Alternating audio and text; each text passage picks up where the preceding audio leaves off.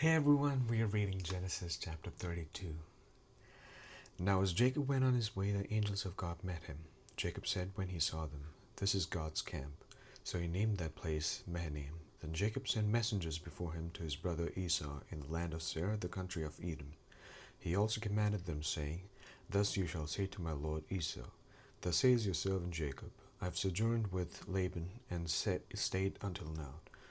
I have oxen and donkeys and flocks and male and female servants, and I have sent to tell my lord that I may find favor in your sight." The messengers returned to Jacob, saying, "We came to your brother Esau, and furthermore he is coming to meet you, and 400 men are with him." Then Jacob was greatly afraid and distressed, and he divided the people who were with him and the flocks and the herds and the camels into two companies. For he said, "If Esau comes to the one company and attacks it, then the company which is left will escape." Jacob said, "O God of my father Abraham, and God of my father Isaac, O Lord, who said to me, Return to your country and to your relatives, and I will prosper you. I am unworthy of all the loving kindness and of all the faithfulness which you have shown to your servant. For with my staff only I crossed this Jordan, and now I have become two companies. Deliver me, I pray, from the hand of my brother, from the hand of Esau, for I fear him, that he will come and attack me, and the mothers with the children. For you said, I will surely prosper you and make your descendants as the sand of the sea, which is too great to be numbered." So he spent the night there.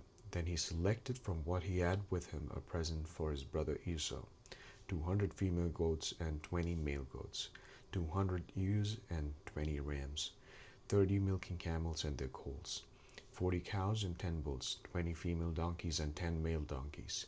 He delivered them into the hands of his servants. Every drove by itself, and said to his servants, "Pass on before me, and put a space between droves."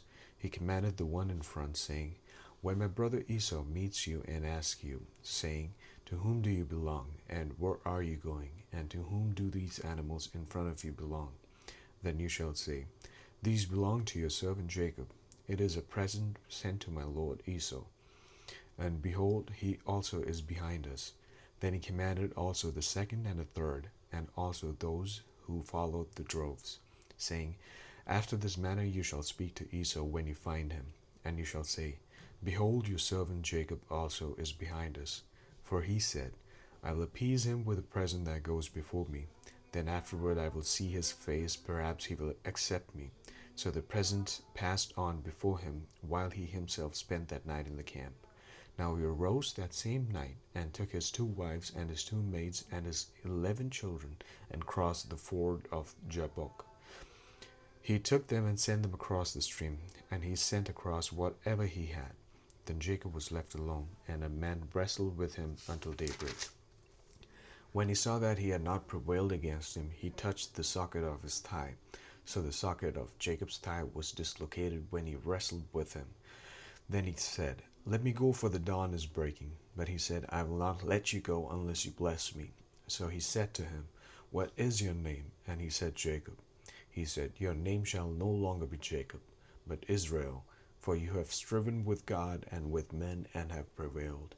Then Jacob asked him and said, "Please tell me your name." But he said, "Why is it that you ask my name?" And he blessed him there. So Jacob named the place Peniel, for he said, "I have seen God face to face, yet my life has been preserved." Now the sun rose upon him just as he crossed over Peniel, and he was limping on his thigh.